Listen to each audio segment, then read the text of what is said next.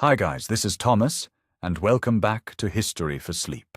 Tonight we are going to a place of profound difficulty, a place that existed at the very heart of the world's greatest empire, yet was designed to be a world apart. We are going to 1840s London, specifically, into the stark, controlled environment of a parish workhouse. This was the era of the New Poor Law, a system designed not to relieve poverty, but to deter it, to make the experience of receiving public aid so profoundly unpleasant that anyone with any alternative would choose it. The idea was to create a place where life was deliberately made less eligible or less desirable than the life of the lowest-paid independent laborer outside its walls. Our mission tonight, as always, is not to judge from a distance, but to experience a single day from the inside. We will feel the cold of the stone floors, taste the monotonous diet, hear the bells that govern every moment, and endure the crushing labor designed to break the spirit. We are going to inhabit the body and mind of a young person who has fallen on hard times, a person for whom this institution is the last and only resort. If you enjoy this kind of immersive historical experience, I would be so grateful if you would consider liking the video and subscribing to the channel. And feel free to leave a comment telling me where you are listening from tonight. It is always incredible to see how far these stories travel. All right, let's get into it. Here we go. The cold comes first. It is not a gentle cold, not the crisp air of a country morning that you almost remember.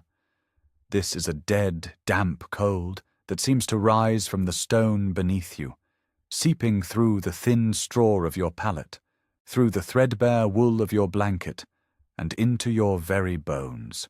It is a foundational cold, the first principle of this new world you inhabit.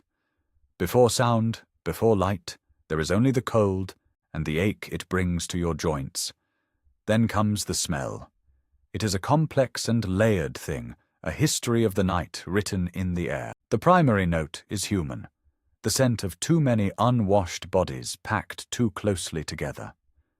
It is sour, a mix of stale sweat and the faint, unsettling sweetness of sickness. Underneath that is the sharp tang of lye soap, a chemical cleanliness that does not clean so much as it covers. There is the dusty, dry scent of straw, the damp rot of the stone walls, and most pervasively, the smell of urine from the night buckets in the corner, a smell that clings to the back of your throat. You keep your eyes closed, a small, futile rebellion. In the darkness behind your eyelids, you can pretend for a moment that you are somewhere else. You can try to recall the scent of wet earth after a rain, the smell of your mother's baking, the clean scent of hay in the barn. But the memories are thin, like ghosts, and the reality of the dormitory's stench is a thick, suffocating blanket that smothers them one by one. The sounds begin to filter in, separating themselves from the general hum of the sleeping ward. There is a cough, deep and rattling, from the man on the pallet to your left. It is a constant, a nightly and daily punctuation to your existence. He coughs until it seems his lungs will tear themselves from his chest, and then he falls silent, his ragged breathing the only proof he has survived the fit. Someone else groans in their sleep, a low, animal sound of pure misery. The rustle of straw as bodies shift, the whisper of a prayer from an old man across the aisle, the distant, rhythmic drip of water somewhere in the vast, dark building. You lie on a thin canvas sack filled with straw, laid out on a raised wooden plank. There are 50 other such pallets in this long, cavernous room, arranged in brutally neat rows. Your space is precisely defined, 24 inches wide, 72 inches long. To turn over is to risk brushing against the man beside you, a stranger whose warmth you do not want, and whose nearness is a constant, low-grade violation. The blanket is a single sheet of coarse, grey wool, stamped with the mark of the parish. It is stiff, scratchy, and offers little comfort. It is a tool for survival, not an object of solace. Your name, the one your parents gave you, feels like a foreign word here. In this place, You are a number. You are pauper number 317. You are an able-bodied male, classified, categorized, and filed away. You are 19 years old, though you feel much older. 6 months ago, you were on a farm in Kent, your hands calloused from the plough, your face burned by the sun. You knew the names of the fields and the moods of the sky. Then the landlord raised the rent, the harvest failed, and your father's cough grew worse. London, they said. London has work. London had nothing. It had noise and filth and a million faces that looked right through you. It had streets that twisted and turned until you were hopelessly lost, and it had a hunger that was different from country hunger. It was a hollow, grinding thing that ate you from the inside out. You slept in doorways. You begged. You felt yourself disappearing. The workhouse was a surrender. You walked through its gates because the only other option was to lie down in an alley and wait for the end. You traded your name and your freedom for a roof and a daily portion of gruel. Sometimes, in the cold before dawn, you are not sure you made the right choice. A mainstream historical fact that often surprises people is the sheer scale and speed of the workhouse system's implementation. The Poor Law Amendment Act of 1834 was a revolution in social policy. Within just a few years, hundreds of old parish poorhouses were consolidated and rebuilt into these new, prison-like institutions. By the 1840s, over 300 of these bastilles, as their critics called them, had been erected across England and Wales, each designed according to strict architectural plans that emphasized surveillance, segregation, and discipline. The goal was uniformity and efficiency in the processing of poverty. The air in the dormitory is thick enough to taste. You breathe shallowly, trying to filter it through your teeth. Each breath is a reminder of your confinement. Outside, the sky is beginning to lighten from black to a bruised, smoky purple, a change you can sense rather than see through the high, barred windows. The windows are placed too high to see out of, a deliberate design choice. You are not meant to look upon the world you have left. Your world is now these four walls. The man on your right, an old man with hands gnarled into claws by a lifetime of labor, begins to whimper. It is a soft sound, almost inaudible beneath the coughing and snoring. He does it every morning in the moments before the bell. Perhaps he is dreaming. Perhaps he is waking up, and the return to this reality is more than he can bear. You do not know his name.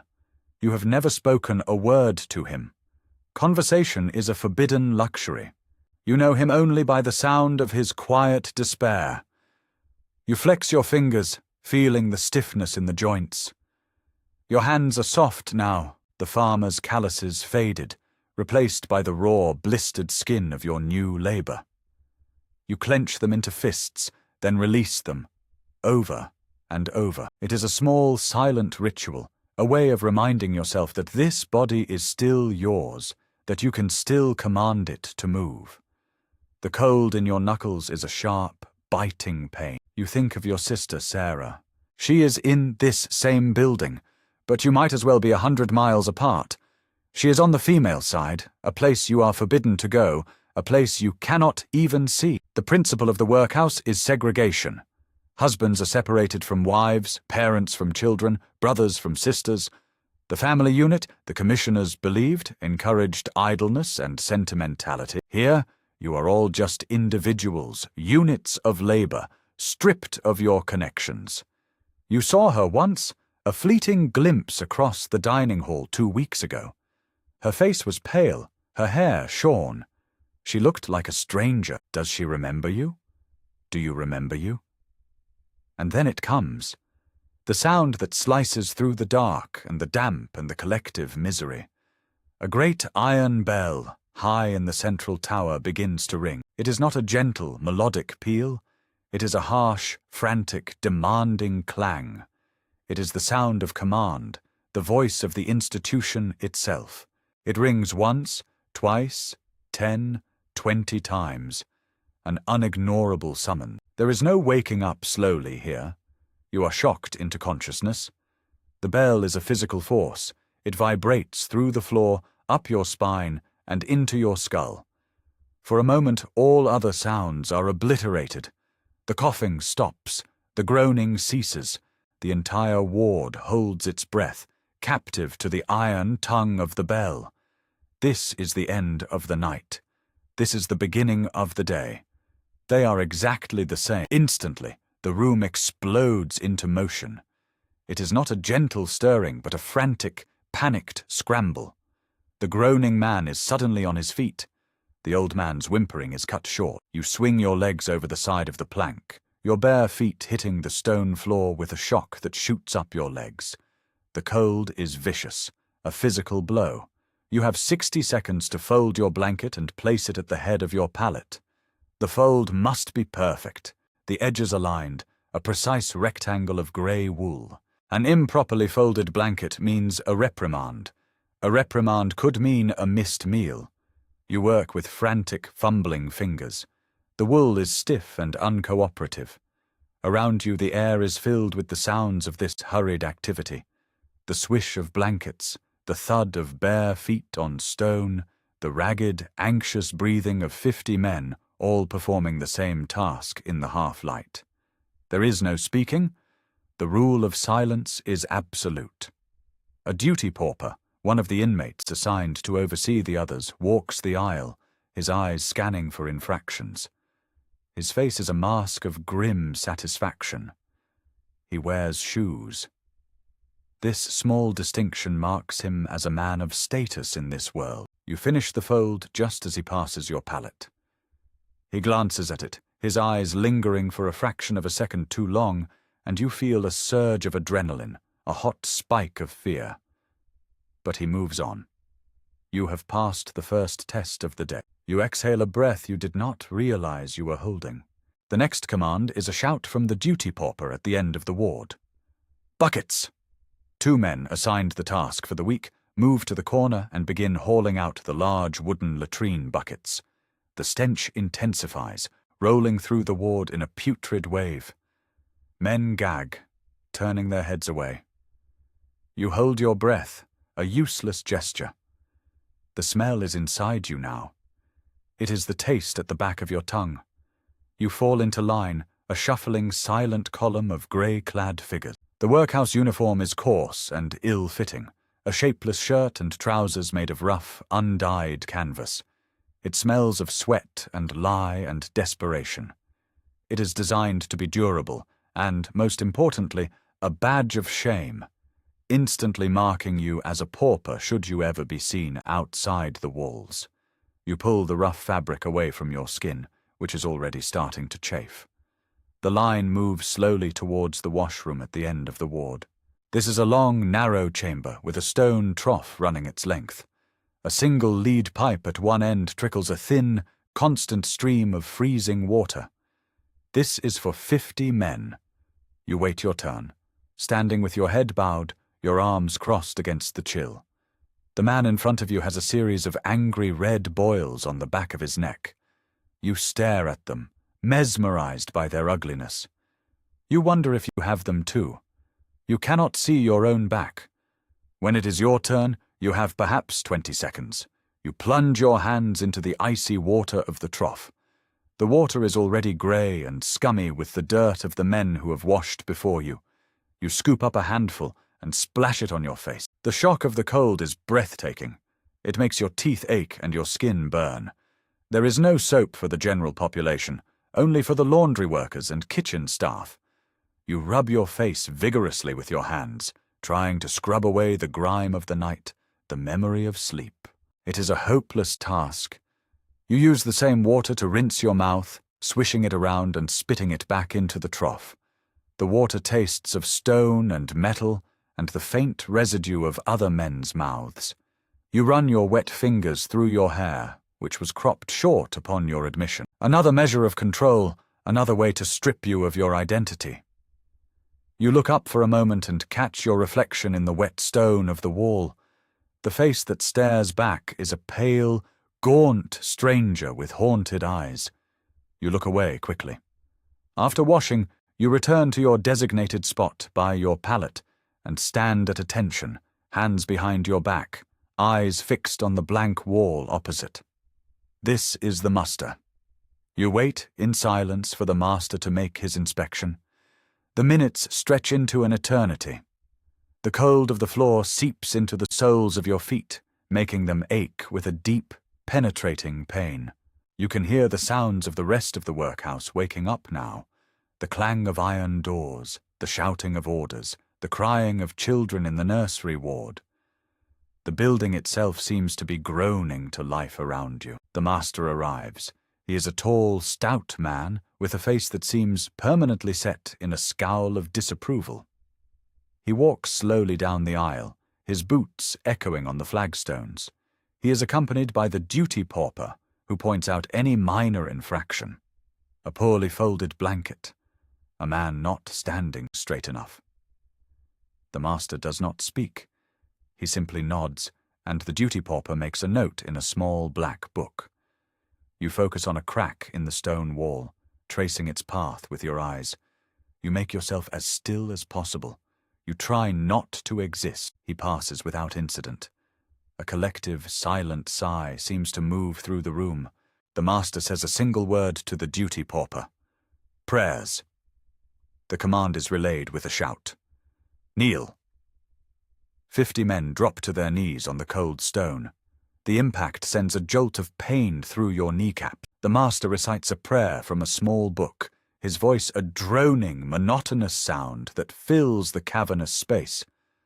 The prayer is about the virtue of hard work, the sin of idleness, and gratitude for the charity of the parish. You mouth the words, your mind entirely blank. The prayer is not for you. It is for the ratepayers, the good people outside these walls who fund your meager existence and need to be assured that you are being morally reformed as well as fed. A quirky detail about workhouse life was the obsessive focus on classification. Paupers were not just one homogeneous group. You were meticulously divided. Aged and infirm, able-bodied male, able-bodied female, boys, girls, and infants. Each class had its own yard, its own dormitory, its own dining hall. The architecture of the buildings, often based on Jeremy Bentham's panopticon prison design, was created to enforce this segregation at all times. The idea was to prevent moral contamination, the fear that the merely unfortunate poor might learn the habits of the hereditary or undeserving poor. After the prayer, another shouted command, "Form line." You shuffle back into the column and march out of the dormitory, down a long stone corridor and into the dining hall. The hall is even larger and more cavernous than the sleeping ward. Long wooden tables and backless benches are bolted to the floor in perfect, unyielding rows. The high windows cast down a weak, grey light that illuminates the dust motes dancing in the air. The room is already filled with the boys from their own ward, small figures in identical grey uniforms, sitting in absolute silence. You are not allowed to look at them. You find your assigned seat. Your number 317 is painted on the table in black. You sit, placing your hands flat on the table in front of you. The wood is worn smooth and stained dark from years of use. You stare at the grain of the wood, the whorls and lines that look like a strange, indecipherable map. The silence in the dining hall is profound. It is not a peaceful silence. It is a heavy, oppressive silence, enforced by the ever-watchful eyes of the staff who stand on raised platforms at either end of the room. You can hear every cough, every scrape of a boot, every rumbling stomach. The women and girls file in through a separate door and sit in their own segregated section, a low wall dividing them from the men. You scan their ranks quickly, your eyes darting, searching for Sarah's face. You do not see her. Perhaps she is ill. Perhaps she is assigned to the kitchens today and eats separately. The thought brings a knot of anxiety to your stomach. Not knowing is its own form of torture. The food arrives. It is brought in large iron cauldrons, carried by two of the stronger paupers. The smell that precedes it is bland and slightly sour. It is the smell of breakfast, lunch, and dinner. It is the smell of gruel. Another pauper follows with a large wicker basket filled with chunks of dark bread. The distribution is a model of efficiency. A ladleful of the greyish, watery oatmeal is slopped into your tin bowl. A 6-ounce chunk of bread is placed beside it. You do not touch it, you wait.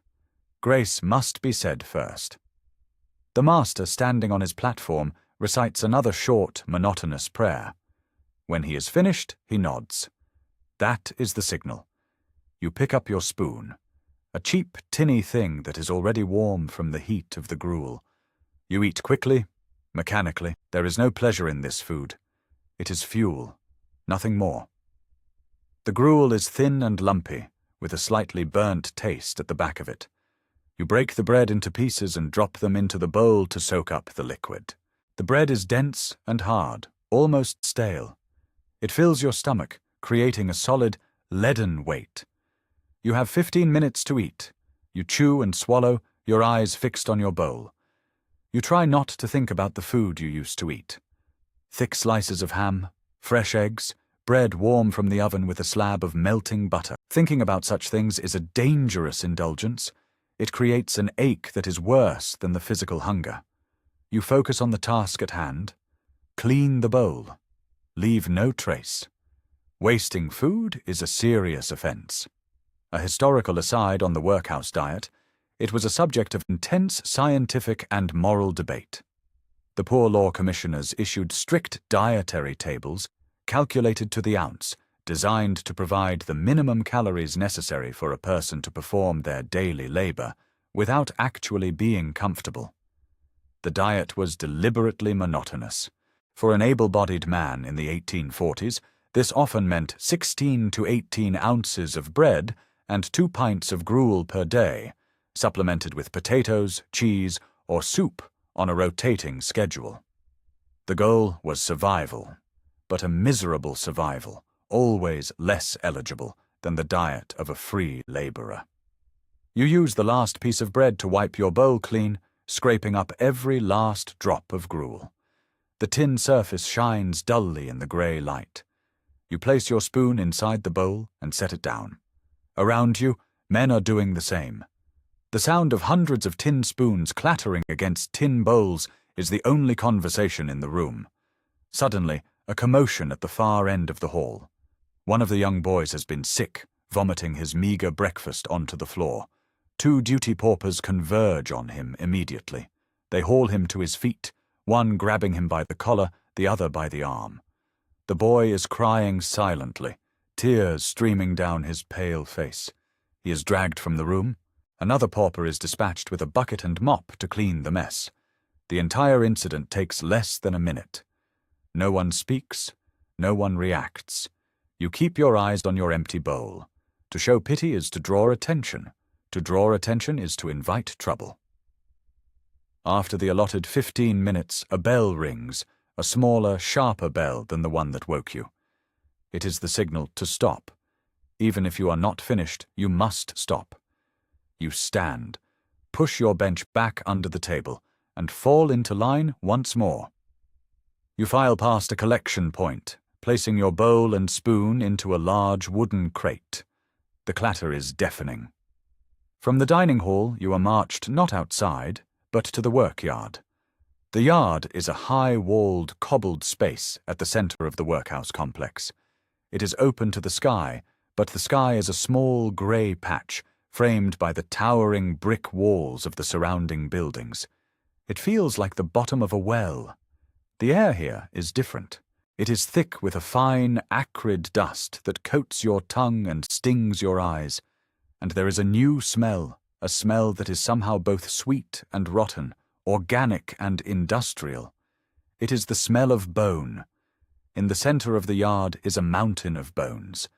They are animal bones, collected from the butcher shops and kitchens of London, skulls of sheep, ribs of cattle, the long, elegant femurs of horses. They are yellowed and grimy, some still with scraps of sinew and dried meat clinging to them. This is your place of work. This is what you will do for the next 10 hours. You are a bone crusher. You take your place at one of the crushing stations. It is a simple, brutal setup. A heavy iron plate set into the cobbles and a long-handled sledgehammer, its head weighing a good 16 pounds. A duty pauper oversees your section of the yard, his face wrapped in a grimy cloth to protect him from the dust. Most of the paupers have no such protection. The signal to start is another shout. Work! You pick up your hammer. The handle is worn smooth by the hands of the men who have held it before you.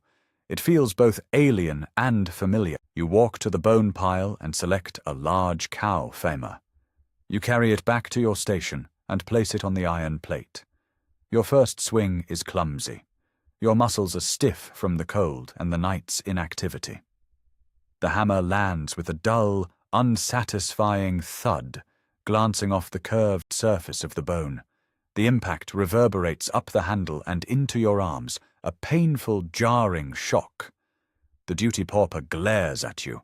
You reposition the bone, take a breath, and swing again. This time, you aim better. The hammerhead connects squarely. There is a loud, sharp crack, like a pistol shot, that echoes off the high walls. The bone splits, revealing the dark, porous marrow inside. A cloud of fine, sharp dust explodes into the air. You turn your head and cough, but you have already inhaled it. It feels like swallowing sand. And so the day's rhythm begins. Lift the hammer, swing, the crack of bone, the shock in your arms, the cloud of dust, the cough. You break the large fragments into smaller ones, and the smaller ones into shards, and the shards into a coarse, gravelly powder. Your quota for the day is to produce 2 bushels of crushed bone. It is a formidable, almost impossible amount. This is the grind, the raw physical reality of your life. The work is mindless, but it requires just enough concentration that your mind cannot truly wander. You must focus on your aim, on the placement of the bone, on the rhythm of your own breathing. Your body becomes a machine, a simple lever for lifting and dropping a heavy weight. The dust is the worst part. It gets everywhere. It works its way into your clothes, into your hair, under your fingernails. It coats your skin, mixing with your sweat to form a pale, gritty paste. You can feel it in your eyes, a constant irritation that makes them water, and you breathe it endlessly. With every swing a fresh cloud rises, and with every breath you draw the fine, sharp particles of bone deep into your lungs. The man next to you works with a terrifying, metronomic efficiency. Lift, swing, crack. Lift, swing, crack. He is older, his body gaunt but wiry, his face a grim mask of concentration. He never seems to tire. He never looks up. He is lost in the work, consumed by it. You try to match his pace, but your arms are already beginning to burn with fatigue. The muscles in your shoulders and back are screaming in protest. The historical purpose of this grim labor was twofold. Firstly, it was deterrent. Bone crushing was deliberately chosen as one of the harshest, most unpleasant forms of manual labor imaginable. The hope was that the mere knowledge that this work awaited them would deter the poor from seeking relief. Secondly, it was profitable for the parish. The crushed bone, known as bone meal, was a valuable agricultural fertilizer, rich in phosphates. The paupers were, in essence, processing industrial waste to help grow the food that they themselves would never eat. An hour passes, then another. The sun, a pale, watery disk, climbs higher in the small patch of sky above you. It offers no warmth, only a brighter, harsher light that illuminates the swirling dust. The yard is filled with the cacophony of the work, the sharp, percussive cracking of dozens of hammers, the scrape of shovels as the finished meal is collected, the constant, hacking coughs of the men. It is the sound of a factory whose product is misery. You pause for a moment to wipe the sweat and dust from your eyes with the back of your hand. Your palm is raw, a blister already forming where the handle has been rubbing. The duty pauper sees you stop. "Work 317!" he barks. His voice is raw from shouting over the noise. You immediately lower your head and swing the hammer. To rest is to be lazy. To be lazy is to be insubordinate. The consequences for insubordination are severe: solitary confinement or a diet of bread and water. You cannot afford to lose the calories. Your mind starts to drift, a small act of self-preservation. You try to detach yourself from the pain in your body. You focus on the numbers. Each swing is one. You count them. 100 swings. The pile of shards grows slowly. 200 swings. Your arms feel like lead. 300 swings. A sharp pain shoots from your wrist to your elbow. You switch your grip, but it makes little difference. You are not just breaking the bones, the work is breaking you. You remember your father teaching you how to mend a fence, his hands, large and capable, guiding yours. The smell of the wood, the satisfaction of driving a nail in straight and true. It was hard work, but it was good work. It was building something, protecting something. This work is the opposite. It is destruction. You are taking a form, a bone, the frame of a once living creature, and reducing it to dust. It feels like a metaphor for your own life. The dust starts to affect your breathing.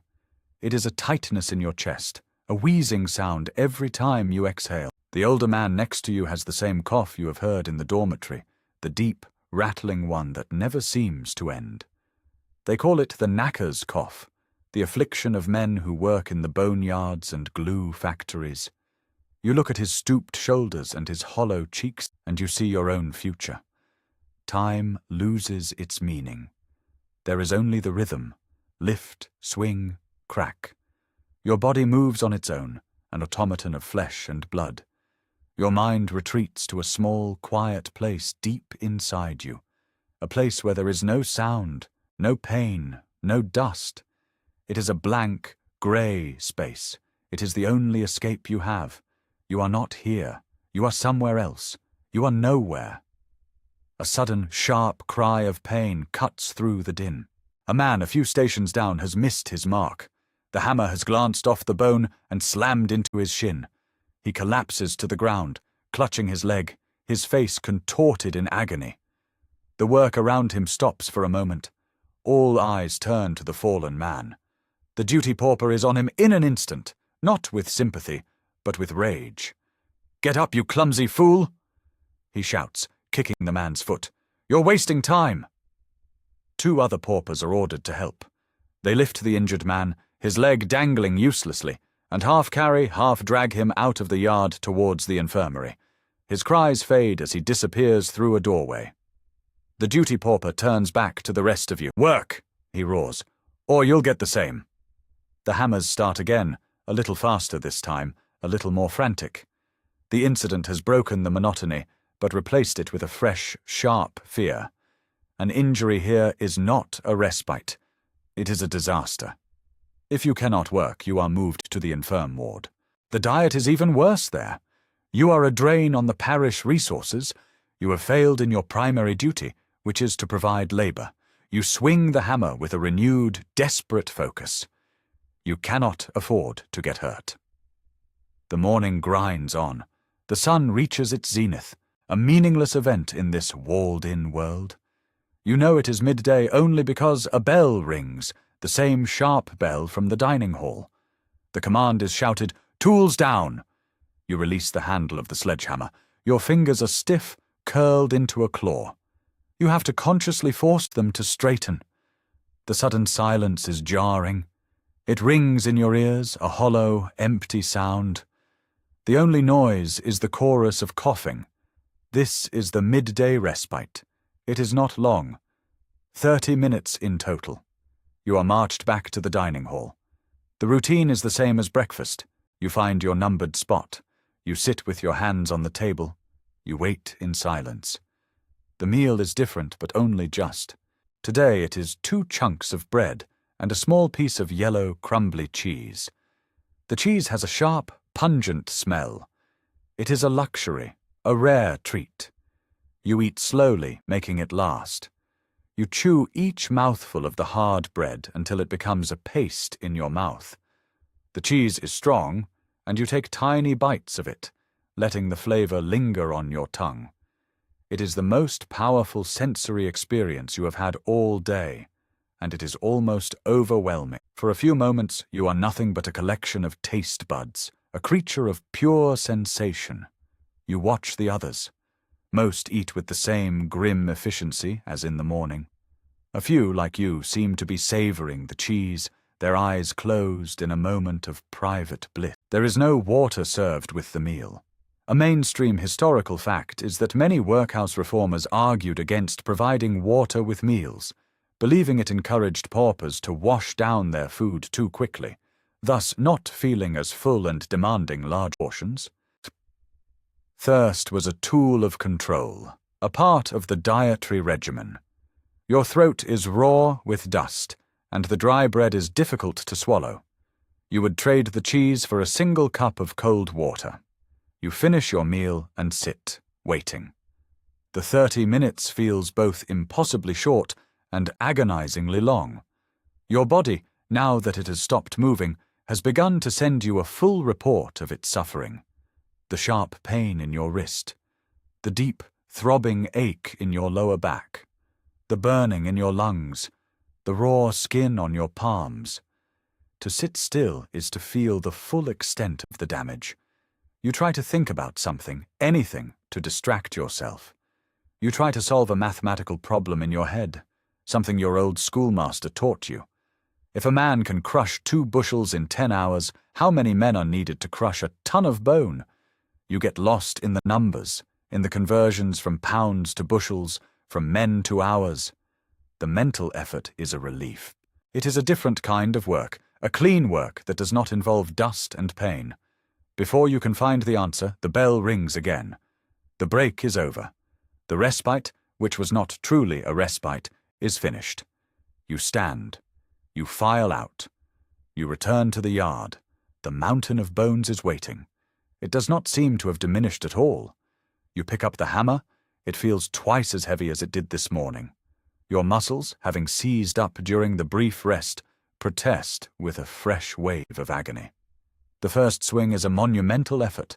You have to force your body back into the rhythm, to override its every instinct, which is to curl up on the ground and refuse to move.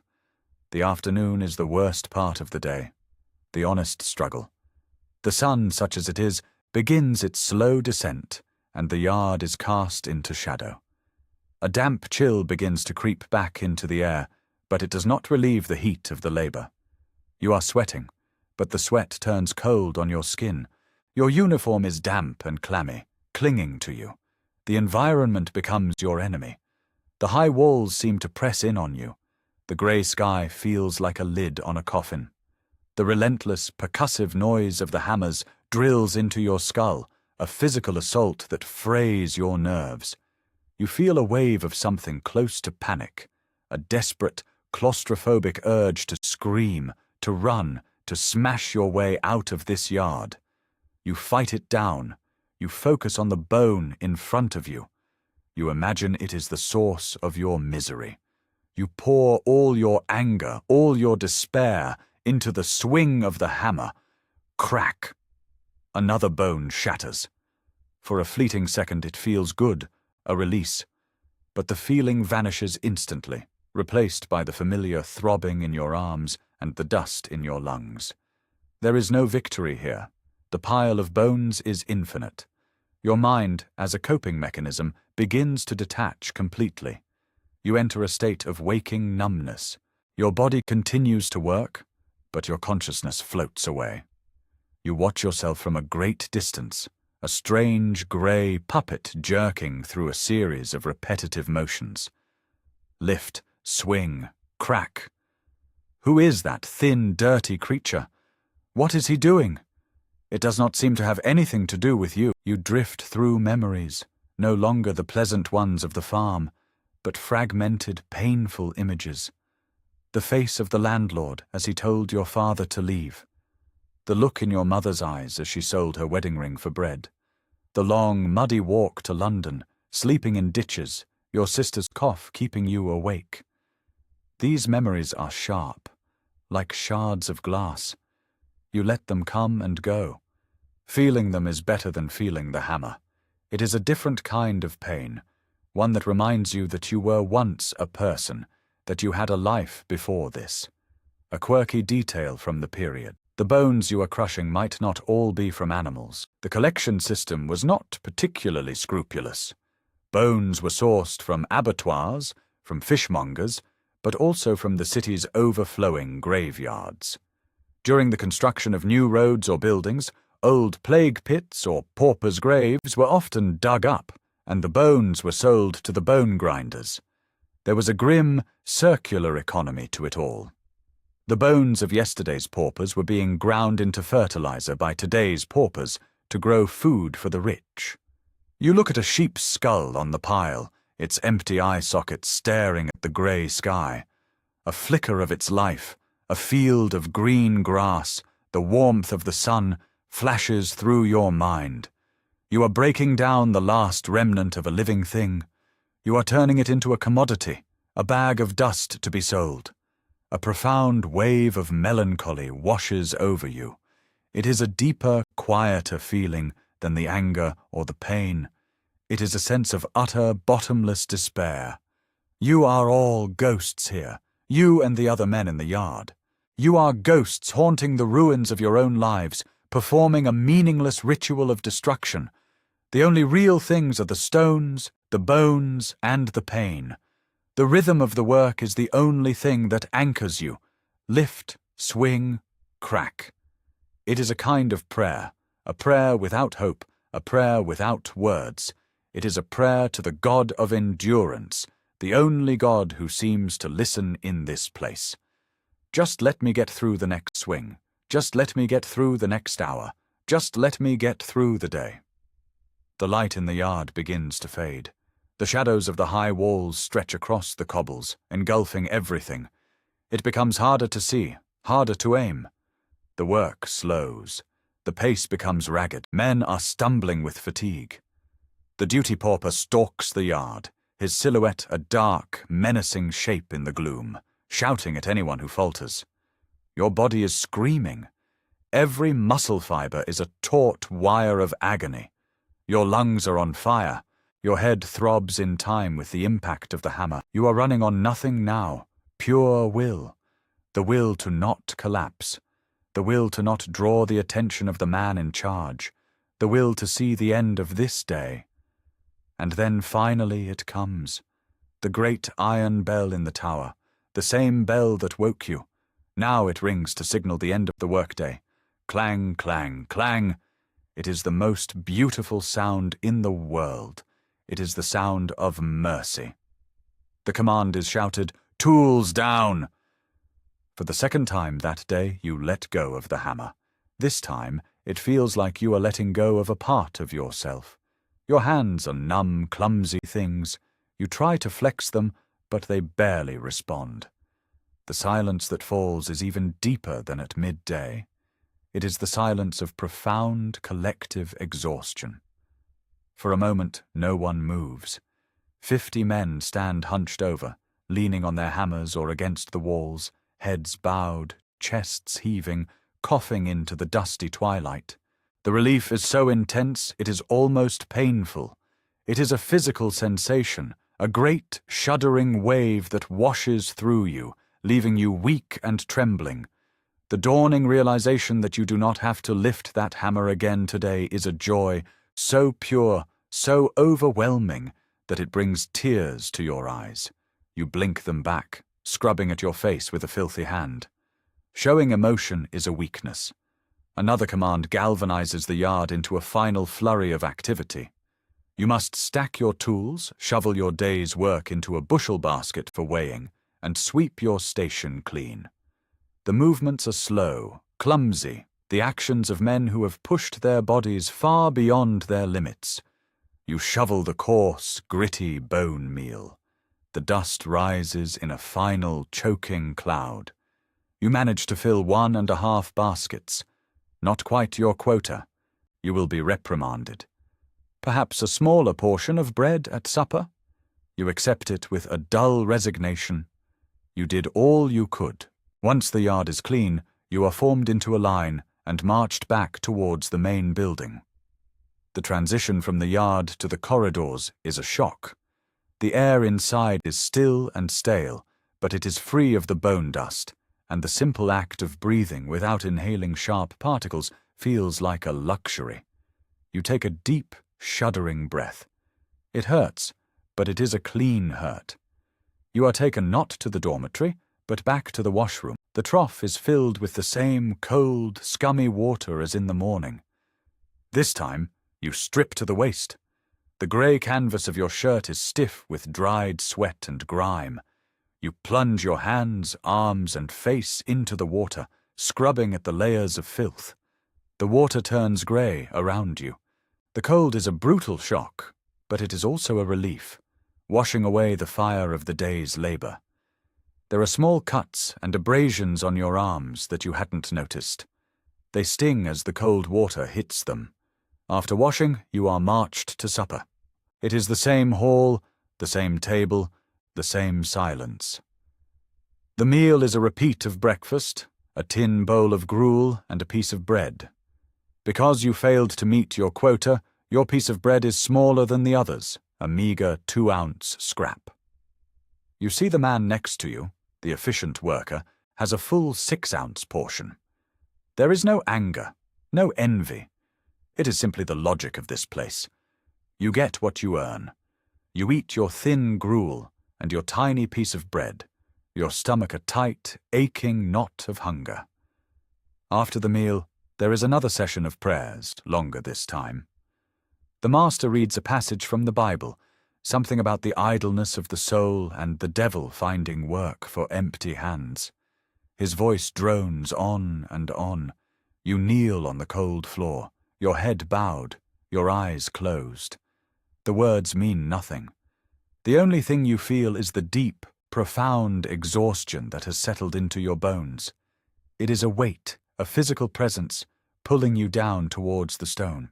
Following the prayers, there is a brief period, perhaps an hour, before the final bell for sleep. This is supposed to be a time for reflection or moral instruction. Sometimes a visitor from the parish, a stern-faced woman in a black dress, will come and read religious tracts to you. Tonight there is no one. You are simply marched back to the dormitory and left to your own devices, under the silent watch of the duty pauper. There is nothing to do. There are no books, no games, no distractions. The only approved activity is to sit on the edge of your pallet and be silent. Some men use the time to mend their tattered uniforms, using thread and needles provided by the master. You tried this once, but your hands, clumsy and calloused from the hammer, could not manage the delicate work. So you sit. You sit in the deepening gloom of the ward, the only light coming from a single oil lamp at the far end, which casts long, distorted shadows on the walls. The room is filled with the sounds of quiet misery, coughing, the soft weeping of the old man, the rustle of straw as men shift their aching bodies. This is perhaps the hardest part of the day. During the labor, you had a task to focus on, a rhythm to lose yourself in. Now there is only the emptiness. There is only the pain in your body and the thoughts in your head, and the thoughts are always the same. Will I ever get out of here? What has happened to my family? Am I still the same person I was 6 months ago? You look at the faces of the other men in the dim light. They are pale, gaunt, and etched with lines of hardship. They are faces that have been scrubbed clean of hope. You see your own reflection in their empty eyes. You are becoming one of them. The thought is terrifying. You clench your fists, digging your fingernails into your raw palms. The small, sharp pain is a reminder that you are still here, still feeling. You think of Sarah again. You picture her on the other side of the building, sitting in a room just like this one, surrounded by silent women. Is she as lonely as you are? Is she as frightened? You wish you could send her a message, a sign that you are still here, that you remember her. But there is no way. The walls are too thick. Finally, the last bell rings, the bell for sleep. The sound is a release. The duty pauper walks the aisle, extinguishing the lamp, plunging the room into a thick, profound darkness. You lie down on your straw pallet. You do not bother to undress. No one does. You simply pull the thin, scratchy blanket over you. The act of lying down is agony. Your body, which has been held rigid with tension and effort all day, surrenders to gravity, and every abused muscle, every strained tendon, every bruised bone screams in protest. The pain that was a dull, throbbing background noise is now a sharp, specific symphony. Your back, your arms, your hands, your legs. You cannot find a position that offers any comfort. You lie on your back, staring up into the impenetrable darkness. The dormitory is not silent. It is filled with the sounds of the night. The coughing seems louder in the dark. Men groan and mutter in their sleep, fighting battles in their dreams. The wind howls around the high eaves of the building, a mournful, lonely sound. Your mind, freed from the discipline of the day, begins to race. It cycles through the same worries, the same fears. The fear of sickness, the fear of injury, the fear that you will never be strong enough to meet the quota. The fear that you will die in this place, your body sent to the anatomy schools, and your bones sent to the crushers in the yard. You try to force the thoughts away. You try to think of something peaceful, a memory from your childhood. You are lying in a field of tall grass on a summer's day. The sun is warm on your skin. The air smells of clover and damp earth. You can hear the buzzing of bees and the lazy call of a distant bird. You hold on to this image, this memory of warmth and freedom. You cling to it like a drowning man clings to a piece of driftwood. The narrator's voice begins to shift here, as your thoughts fragment and drift, broadening from your specific struggle to something more universal. This is the great irony of this system, of this building. It was designed by men who believed in logic, in efficiency, in the cold calculus of human motivation. It was a machine for processing the poor. But they forgot, or chose to ignore, that inside the machine were people. People who dreamed, who remembered, who feared, and who loved. People who could, even in the depths of this calculated misery, find a way to endure. And endurance is what this is all about. Not heroism, not rebellion, just the simple, profound, animal instinct to survive another day, to wake up, to work, to eat, to sleep, and to do it all over again. To find a way to keep that small, flickering flame of self alive in a place designed to extinguish it. The body can be broken, but the mind has its own secret places, its own hidden reserves of strength. You feel sleep beginning to pull at you. It is not a gentle, welcome drift. It is a heavy, powerful undertow dragging you down into the darkness. Your thoughts become jumbled, nonsensical. The sound of the hammer merges with the buzzing of the bees. The face of the duty pauper blurs into the face of the landlord. The smell of bone dust mixes with the scent of clover. You are so tired. The exhaustion is a physical entity, a weight pressing down on your chest, making it hard to breathe. It is a mercy. It is the only mercy this place offers. It silences the pain. It quiets the fear. It stills the restless mind. It is a small death at the end of each day, a temporary oblivion. Your last conscious thought is of the field of grass, the warmth of the sun. You hold on to that feeling as the darkness closes in.